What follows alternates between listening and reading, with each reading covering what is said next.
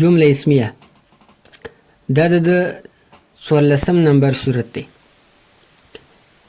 او دا به څنګه وي دې کې به مبتدا چیرې مرکب اشاري توصیفي وي او خبر چیرې دا به اسم فاعل وي لکه مثال دی ذالک الکتاب صادقون. اوس دغه ګوره ترکیب به داسې چې ذا اسم اشاره دی دا ذا اسم اشاره موصوف دی او د لام چې کوم دی دا حرف تبعید دی او د کاف حرف خطاب دی او الکتاب چې دی دا د ذا دپاره مشار الی صفت دی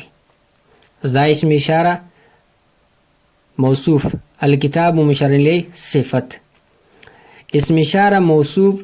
خپل مشار الی صفت سره چې ملاو شي دا به جوړ شي مبتدا او صادقون دا د لپاره خبر دی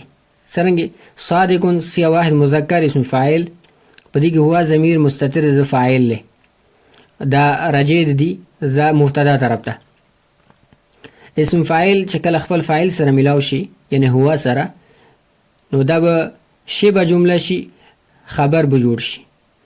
ذالک الکتاب لپاره ذالک الکتاب مبتدا صادقون خبر ملکر جمله اسمیه خبریه نو 14 نمبر باندې شری از صورت داری چې مبتدا مرکب اشاری توصیفی او خبر شي ابدا لپاره اسم فاعل وکړي شوی